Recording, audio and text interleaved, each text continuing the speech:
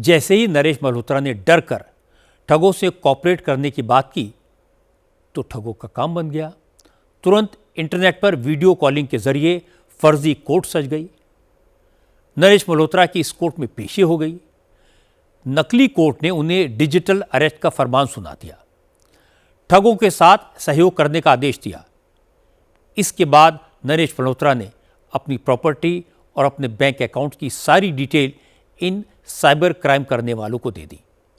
क्योंकि cyber criminals ED, RBI और supreme court के लेटर हेड भेज चुके थे, इसलिए नरेश मल्होत्रा ने अपनी सारी प्रॉपर्टी की डिटेल बता दी और इसका फायदा उठाते हुए ठगों ने उनके शेयर्स तक बिकवा दिए।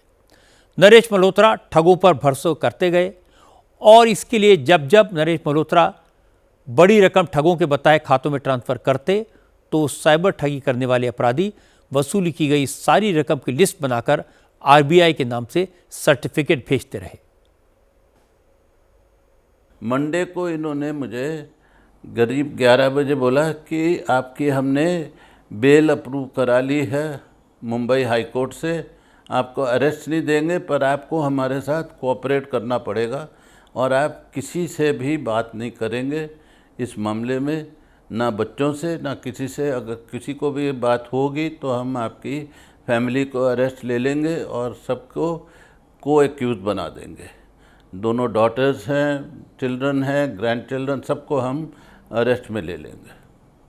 जी, उसके बाद पहली ट्रांजैक्शन तो फिर इन्होंने बोला कि हम आपके सारे एसेट वेरीफाई करेंगे, रिजर्व बैंक के थ्रू वेरिफिकेशन होगी और आप मेरे 14 लाख रुपए मेरे बैलेंस था वो इन्होंने ट्रांसफ़र करा के मेरे से, और मुझे बोला ये लीजिए आपको रिजर्व बैंक की रिसीट भेज रहे हैं हम। पर वो किसी अकाउंट में ट्रांसफ़र किया था और सर्टिफिकेट मुझे रिजर्व बैंक का भेजा कि हमने 14 लाख रुपए आपसे रिसीव कर लिया है। फिर मैंने लगभग 14 करोड़ के स्टॉक बेचे, जो कि पैसा मेरे खाते में मंगलवार को आया और मंगलवार से इन्होंने मेरे को इंस्ट्रक्शन देनी शुरू की कि अलग अलग खातों में 1 करोड़, 1.5 करोड़, 1 करोड़, 1.25 करोड़ हर रोज़ किसी अलग अलग खातों में ट्रांसफ़र कराते रहते थे। तो वो उसके लिए वो पैन कार्ड भी देते थे, आरटीजीएस का डिटेल्स भी देते थे, अलग अलग बैंक होते थे जिसमें पैसा जाता था। तो हर रोज़ शाम को जितना पैसा ये लेते थे उतने का मेरे को आरबीआई का सर्टिफिकेट डिपॉजिट का दे देते थे। आप सोचिए ये ठग कितने चालाक हैं।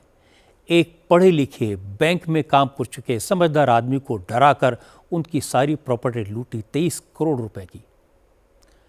अब पुलिस केस की जांच तो कर रही है। जांच शुरू होने के बाद पुलिस ने तुरंत कार्रवाई करते हुए करीब 2.5 करोड़ रुपए का बैंक अकाउंट फ्रीज करा दिया है।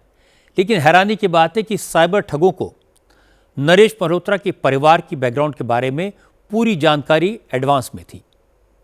उन्हें पता था नरेश मल्होत्रा घर में अकेले रहते हैं, उन्हें पता था उनकी 2 बेटियां हैं, दोनों बाहर रहती हैं, उनके कितने ग्रैंडसन हैं, ग्रैंड चिल्ड्रन हैं, दामाद क्या करते हैं, ये सब पता था। इसलिए नरेश मल्होत्रा आसानी से साइबर फ्रॉड का शिकार बन गए। नरेश मल्होत्रा को अपने साथ हुई ठगी का शक तब हुआ जब उनसे कोलकाता की एक प्राइवेट लिमिटेड कंपनी में पैसा ट्रांसफर करने को कहा गया। उन्होंने इनकार कर दिया। नरेश मल्होत्रा ने कहा कि वो सुप्रीम कोर्ट में जाकर पैसा जमा कराएंगे या रिजर्व बैंक में। इसके बाद उन्हें फोन आने बंद हो गए। अब सवाल है इस तरह की धोखाधड़ी से कैसे बचा जाए। साइबर मामलों के एक्सपर्ट पवन दुग्गल ने इस पर एक अहम बात बताई। पवन दुग्गल ने कहा कि साइबर क्रिमिनल्स ने आम लोगों के डर और पैनिक को हथियार बना लिया है। उन्हें पता है कि पुलिस और कोर्ट का नाम सुनते ही लोग बुरी तरह डर जाते हैं। उन्होंने असली और नकली ईमेल में फर्क कैसे किया जाता है यह भी समझाया। अधिकांश तौर पर लोग जब इस मनोस्थिति में होते हैं तो भूल जाते हैं कि उनके हाथ में ऑलरेडी एक ब्रह्मास्त्र है जिसका वो इस्तेमाल कर सकते हैं, और वो ब्रह्मास्त्र है फोन को डिस्कनेक्ट कर देना। लेकिन अधिकांश लोगों के पास फोमो है, फियर ऑफ मिसिंग आउट, कि चलिए मैंने डिस्कनेक्ट कर दिया तो मुझे पता नहीं और क्या मैं मिस कर जाऊंगा। तो इस फोमो की वजह से लोग लगातार इस साइबर क्राइम, डिजिटल अरेस्ट के दलदल में धंसते चले जाते हैं। द मोमेंट आपको पता लगे कि साहब ये मुझे डरा रहा है, धमका रहा है, इंटिमिडेट कर रहा है, फोन बंद करिए। भाई अगर कल कुछ पुलिस ने आना होगा, घर आ जाएगी, दफ्तर आ जाएगी, जो कार्रवाई होगी एज पर लॉ हो जाएगी। लेकिन डराने धमका के आपकी जेब से पैसा निकाल के किसी दूसरे अकाउंटों में डलवाने का तो कोई लॉजिक ही नहीं नजर आता। भाई आपके भी तो हार्ड अर्न मनी है। आज दौर जो है फ्रॉड, चीटिंग और ऑनलाइन डिसेप्शन का फ्रॉड है। और अब तो आर्टिफिशियल इंटेलिजेंस आ गया है, जिसके माध्यम से आप झूठे केवाईसी या किसी प्रकार के डॉक्यूमेंट को उत्पन्न करके जनरेट कर देते हैं। तो जब भी आपके सामने कोई कागज आता है, आप कागज देख के या कागज के ऊपर लेटर हेड देख के या ठप्पे देख के अगर आप घबरा जाएं, तो ऑलरेडी आपने अपना जो बैटल है, युद्ध है, वो आपने हार लिया है। अगर ईमेल आती है तो ईमेल को भी ध्यान से देखना है, वो क्या ईमेल ऑफिशियल है या उसका जो डोमेन नेम है उसके एंड में क्या है। अगर डोमेन नेम .nic.in पर है तब समझ आता है कि शायद ये जेन्यून हो सकता है। लेकिन अगर डोमेन नेम nic.tx आ जाए या nic.br आ जाए तो वो ऑटोमेटिकली इंडिकेशन देता है कि साहब ये फ्रॉडलेंट डोमेन नेम है और इसलिए इस फ्रॉडलेंट डोमेन पर रिस्पॉन्ड करने की आवश्यकता नहीं है। दिल्ली पुलिस के पूर्व कमिश्नर SN श्रीवास्तव ने बताया कि लोगों को सावधान रहने की ज़रूरत है। 2-3 बातों का ध्यान रखना चाहिए। सबसे पहली बात, पुलिस कभी फ़ोन करके अरेस्ट वारंट की जानकारी नहीं देती। अगर कोर्ट का कोई ऑर्डर होगा तो पुलिस घर आएगी।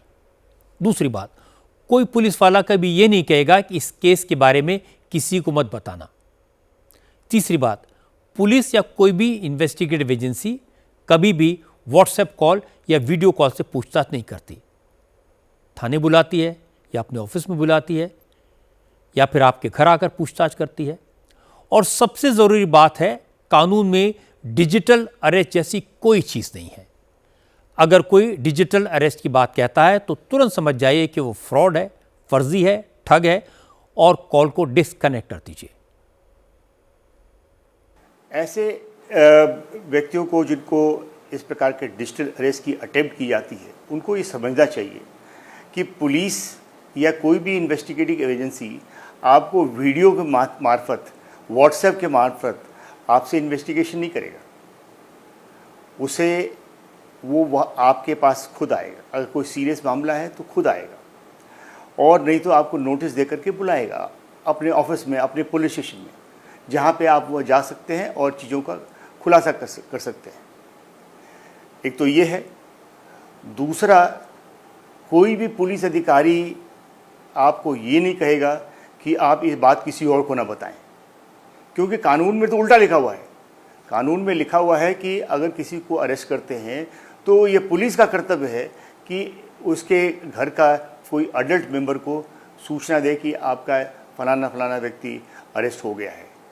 और जो अरेस्टेड पर्सन को ये मौका मिलता है कि अपने लॉयर को फ़ोन करके और उसे कानूनी सलाह ले सके। तो ये सारी चीज़ें हैं जो हर एक व्यक्ति को जानना चाहिए ताकि आप डिजिटल अरेस्ट से बचें। पिछले साल 2024 में साइबर ठगी के जरिए लोगों से 22,845 करोड़ रुपए लूटे गए।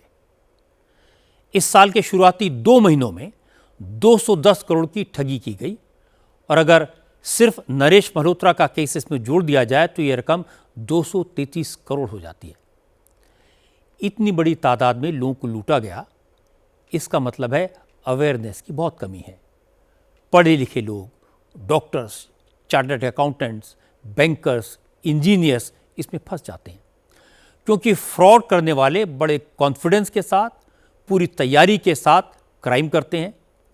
कितनी बार बताया गया कि डिजिटल अरेस्ट जैसी कोई चीज़ नहीं होती, पर पिछले साल डिजिटल अरेस्ट में 92,000 से ज़्यादा लोग फंस गए। मेरा आपसे निवेदन है कि सावधान रहें। जल्दी से अमीर बनने के लिए किसी तरह के लालच में ना आएं। कोई आपको इस बात की धमकी दे कि आपके नाम से पार्सल आया है जिसमें ड्रग्स हैं, या आपका नाम किसी आतंकवादी हमले से जोड़कर कोई धमकाए, तो डरे नहीं, घबराएं नहीं। किसी को अपने बैंक अकाउंट की डिटेल ना दें, ना ही किसी के साथ OTP शेयर करें, ना अपना पैसा ट्रांसफ़र करें, वरना आपको लूटकर आपका पैसा कितने अकाउंट्स में होता हुआ कहाँ कहाँ चला जाएगा आपको कभी पता ही नहीं चलेगा। अगर कोई धमकी दे, डिजिटल अरेस्ट की बात कहे, तो अपने आसपास जो भी समझदार व्यक्ति हो उसकी मदद लें।